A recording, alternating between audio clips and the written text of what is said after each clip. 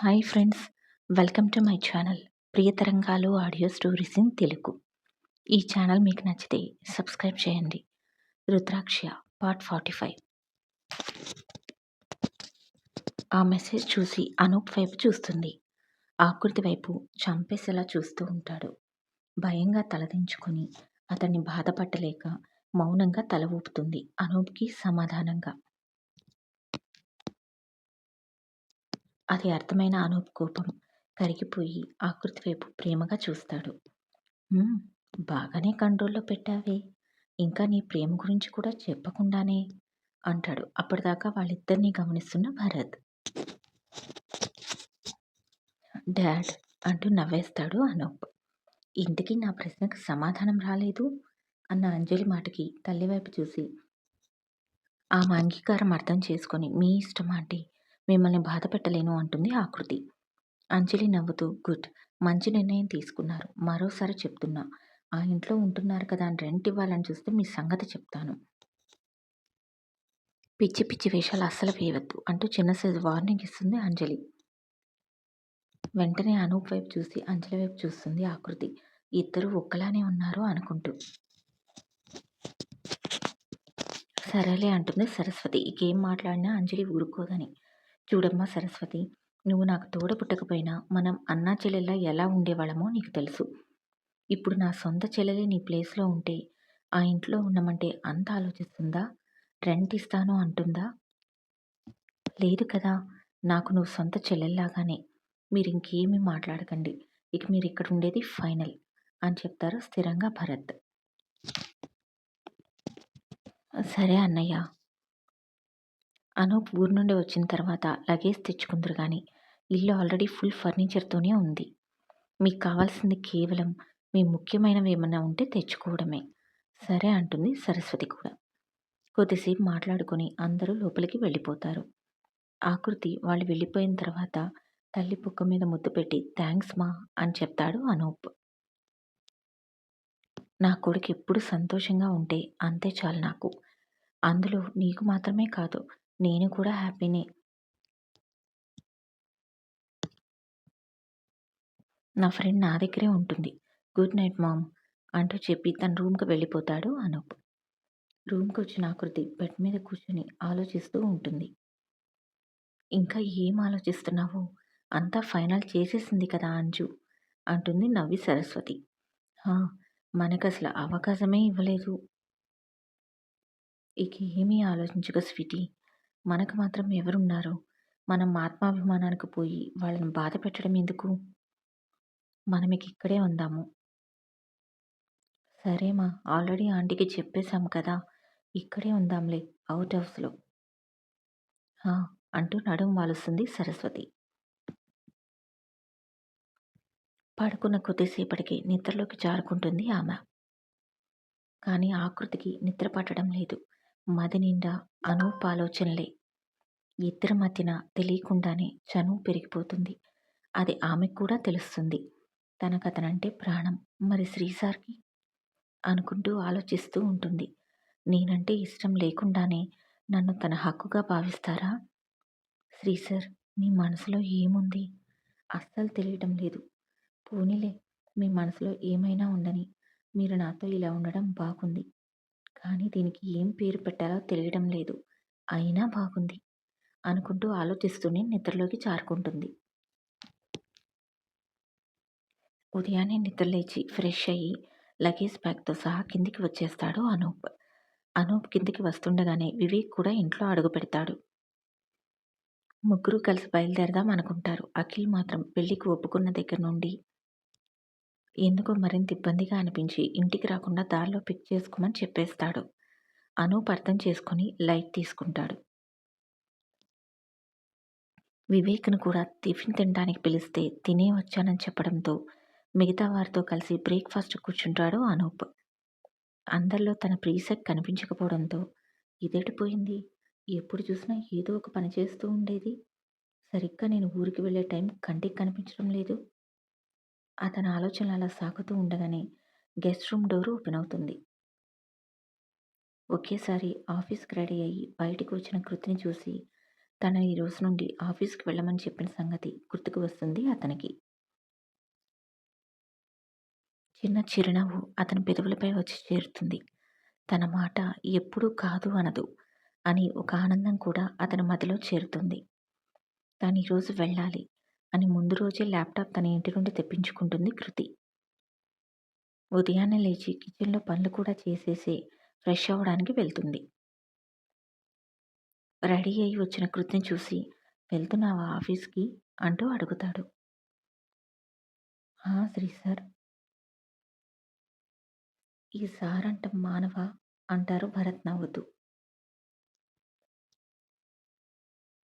"కష్టం అంకుల్ అలవాటైపోయింది" అంటుంది చిన్నగా నవ్వి.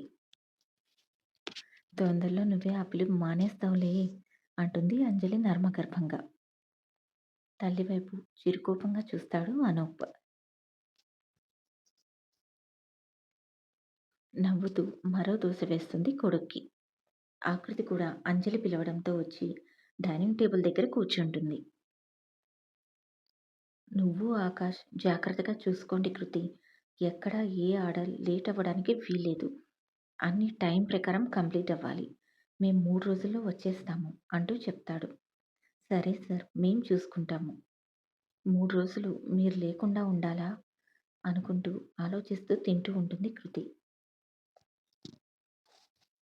ఆమె భావాలన్నీ గమనిస్తూనే ఉంటాడు అనూప్.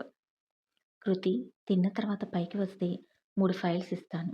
అవి కూడా తీసుకువెళ్దువు గానీ ఆఫీస్‌కి" అంటూ చెప్పగానే "సరే సార్" అంటుంది. అందరూ తినేసి ఎవరి దారిన వాళ్ళు వెళ్ళగా హాల్‌లో వివేక్, సరస్వతి, అంజు మిగులుతారు. "నీకు ఫైల్స్ ఇస్తాను కమ్" అంటూ తన రూమ్ వైపు నడుస్తాడు అనూప్. ఆకృతి వెళ్ళలేక అలాగే నిలబడుతుంది బాగుండదేమో అని. అయినా అనూప్ ప్రేమ అక్కడ ఉన్న అందరికీ తెలుసు. ఒక ఆకృతిని మాత్రం కొంచెం డైలమాలో పెట్టాడు అనూప్. ఈ ఇష్యూ కొంచెం క్లియర్ అయ్యాక చెప్దామని ఆగుతాడు అతను. ఎందుకంటే నిత్యం తనని ప్రమాదాలు వెన్నంటి ఉంటాయి కనుక.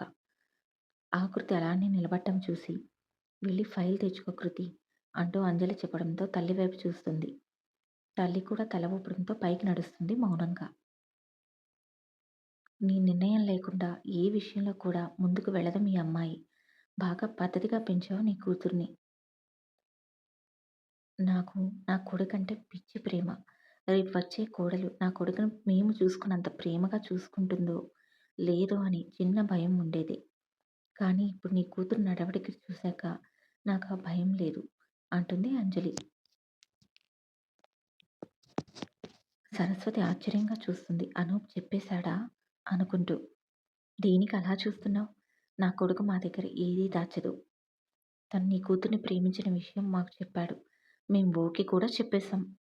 సరస్వతి "అది కాదు అంజు, మేం మీ అంతా" అనగానే ఆపేస్తుంది ఆ వాక్యాన్ని పూర్తి చేయనివ్వకుండా అంజలి. "ఎక్కువ మాట్లాడితే ఊరుకోను సరస్వతి. రాత్రే ఓ క్లాస్ పీకాను. మరలా ఉదయాన్నే ఏంటి నీ గోల?" "అది కాదు" అంటున్న సరస్వతిని ఇక మాట్లాడనివ్వలేదు ఆమె. "నా కొడుకు మనసుకు నచ్చింది అంటే తప్పకుండా ఆ అమ్మాయి మంచిదే అయి ఉంటుంది అని మేం వాడి ప్రేమకు ఓకే చెప్పేశాం. అలాంటిది ఇప్పుడు నీ కూతురని తెలిసాక వదిలే సమస్యనే లేదు." "మరి అన్నయ్యకి ఇష్టమేనా?" "ఇష్టమే. మా ఇంట్లో ఉన్న అందరికీ ఇష్టమే." థాంక్స్ అంటూ సరస్వతి కన్నీళ్లతో స్నేహితురాల్ని హగ్ చేసుకుంటుంది. "దేనికో థాంక్స్. ఈ విషయానికి." "నీ మొహంలే అసలు రాత్రే అడుగుదామనుకున్నాను. కానీ కొన్ని రోజులు నీ కూతురికి తెలియకుండా ఉంచమన్నాడు. అందుకే ఆగాను." వివేక్ అంతా విని నవ్వుకుంటాడు. ఇద్దరూ మంచి జంట అనుకుంటూ. ఇక సరస్వతి ఇంకా అంజలి వాళ్ళ పెళ్లి గురించి మాటల్లో పడిపోతారు. సరస్వతికి మనసంతా చెప్పలేనంత సంతోషంగా ఉంటుంది. మంచి కుటుంబంలోకి తన కూతురు కోడలిగా అడుగుపెట్టబోతుంది అని. కూతురికి మంచి సంబంధం దొరికితే అంతకన్నా ఏం కావాలి ఒక తల్లికి? అనూప్ రూమ్ దాకా వెళ్ళిన ఆకృతి అడుగులు గుమ్మం దగ్గరే ఆగిపోతాయి. ఏదో తెలియని కంగారుతో గుండె వేగం అందుకుంటుంది. ఒక 5 నిమిషాలు అలాగే ఉండి ఆ తర్వాత మెల్లిగా శ్రీ సార్ అంటూ పిలుస్తుంది. రా లోపలికి అనడంతో లోపలికి అడుగు పెడుతుంది. అడుగు వేయబోతూ ఆగి చిన్న చిరునవ్వుతూ కుడికాలు పెట్టి లోపలికి అడుగు పెడుతుంది. ఆకృతి చేస్తున్న దాన్ని అద్దంలో నుండి చూస్తూ నవ్వుకుంటాడు. ఆమె చూసే టైంకి తల పక్కకి తిప్పి ఫైల్ చూస్తాడు. శ్రీ సార్ ఒక్క నిమిషం అంటూ ఫైల్స్ చూసి ఏవైతే ఆఫీస్‌కి తీసుకొని వెళ్ళాలో ఆ 3 ఫైల్స్ తీసుకొని తన దగ్గరకొస్తాడు. ఫైల్స్ తీసుకువెళ్ళాలి అన్న విషయం అయితే నిజమే. తన కిందికి తీసుకువెళ్ళవచ్చు. కానీ కృతితో మాట్లాడి వెళ్ళవచ్చు డల్‌గా మొహం పెట్టిందని పైకి రమ్మని చెప్తాడు. ఇవిగో ఈ 3 ఫైల్స్ తీసుకో అంటూ ఆమె చేతికి అప్పచెప్తాడు. ఫైల్స్ తీసుకొని వాటిని చూస్తుంది. నిజమే అవి ముఖ్యమైన ఫైల్స్. వాటిని ఏం చేయాలో చెప్పి ఆమె చేతికిస్తాడు అనూప్.